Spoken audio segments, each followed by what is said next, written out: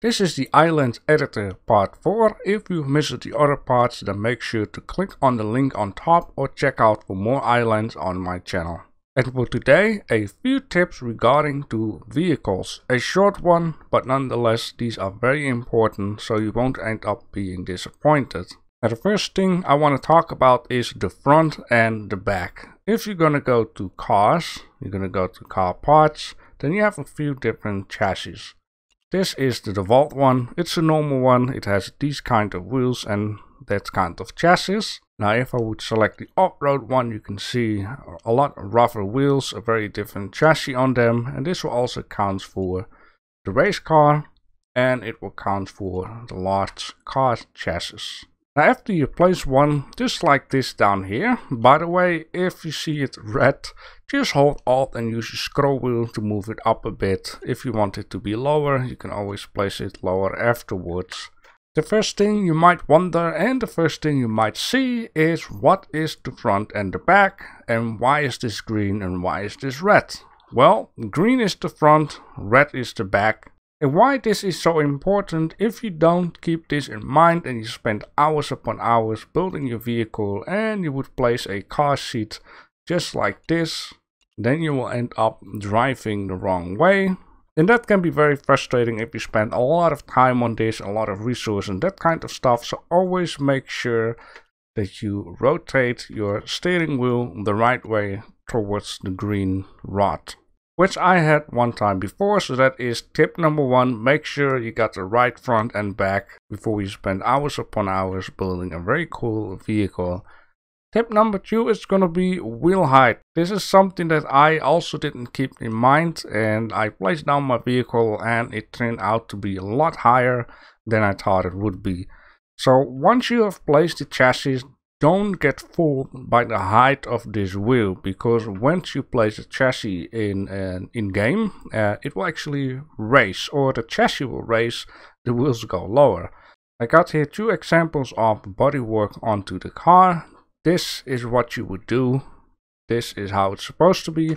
Of course, this depends on what kind of a car you build, because sometimes on the off-road it is very normal to have a lot of space between it, but then again, don't get fooled by the wheel height. This is just the way how it works. Now, how do you know what will be the height of the wheel? Well, what I would recommend you, and in this case I can tell you with the normal car chassis, that you would like to have the bodywork, what you build around the wheel, the bottom of it should be the same height as the bottom of this piece of rim. If you got it like that, then the wheel will be low enough that there is enough space between it. But like I said, it all depends on what you want. Are you going to make a lowrider? Are you going to make a monster truck? Now, after you made your vehicle or a part of the vehicle, you can click on the right top on test, and then you will end up in this playtest. Now, also be aware, if you have built an engine on it and all that kind of stuff, it needs to have fuel in order to function.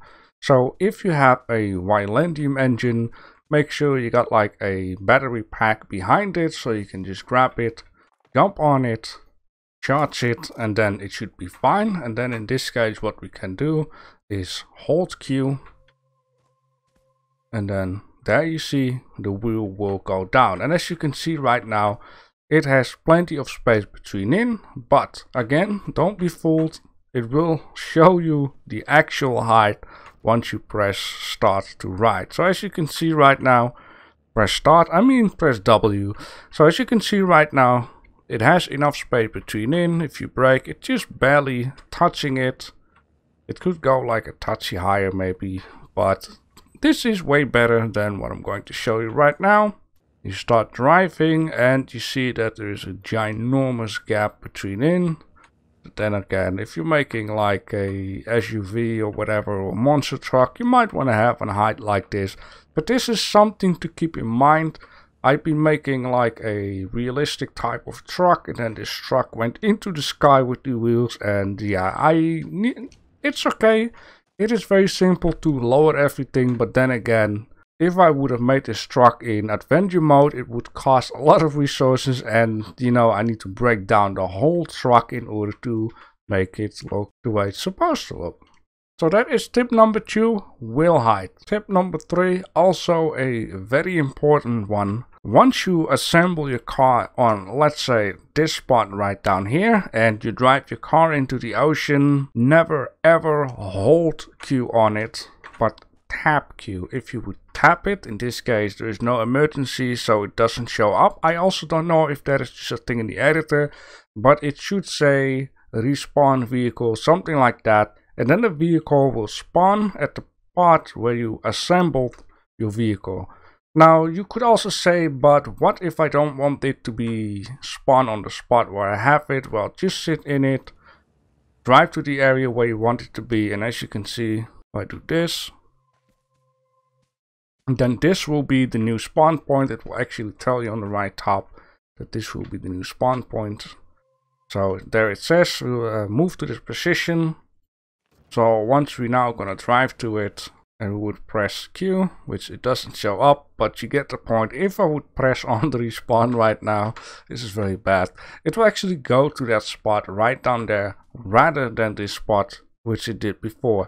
So keep in mind, never hold Q, because if you hold Q while your vehicle is underwater, it will go into building mode underwater, and then you will have a very big problem getting the thing out of the ocean. And now we are at it. You might think, what is wrong with this vehicle down here? Well, this basically means that these parts are not a part of the vehicle. That's why it's glitching out like that. So always make sure once you test your vehicle that the parts are connected to your vehicle, which most people know. When you're trying to save this as a blueprint, the editor will tell you, hey, these parts are not a part of the car, and then you need to do the trick I have showed in the ship tutorial, which you can see down here. If I would save it up, then it says you can't do that. All you have to do is make a drag selection box, make sure you select everything, hold Ctrl, unselect this guy, that guy, that guy, and that guy, which are the seats and the engine. Then you have this part down here, make sure it's into a group, which in this case it is. Click the other mouse button, store position, then Ctrl X to cut it away, hold your mouse onto the last chassis, press Ctrl V, other mouse button, and set stored position. In this case, break the group, reselect everything, save as blueprint, and now, as you can see, it is fixed. So make sure these parts are connected to your vehicle, because in test mode it will not tell you, hey, these blocks are not connected. It's actually a bonus tip. So there you guys go. In the next video I will go into the landscaping, and after that we will go into the logic, which I have already been testing out. As you can see down here, I made this thing go round and round. I made a stop and start button for it. I also took care that I have this pick up the clock wheel. Once you put it in position, it starts spinning, and or I made it with a lever that doesn't work at all. It tells you you need a clock wheel, then you place it in position. Then you can turn it on and off, as you can see, and if it's turning on with the lever and spinning, you can take this thing out and it stopped working. All that good stuff. Why do we want to do landscaping? Why do we want to do scripting? Well, sooner or later the developers will do another competition, which you can make your own mystery island, and if you win, your island will be used, and maybe they have a small little prize for you. And in order to do that, you need to know how to landscape an island and how to do a little bit of scripting to give people a little bit of fun. And in order to not drag this video any longer, if I've missed any important things with the vehicle, then let me know down below in the comment section, so people for the future can also see your tips onto the vehicle. And then in the next tutorial we're going to do some landscaping. Can I get crushed by this guy? No. It is a nice head massage though.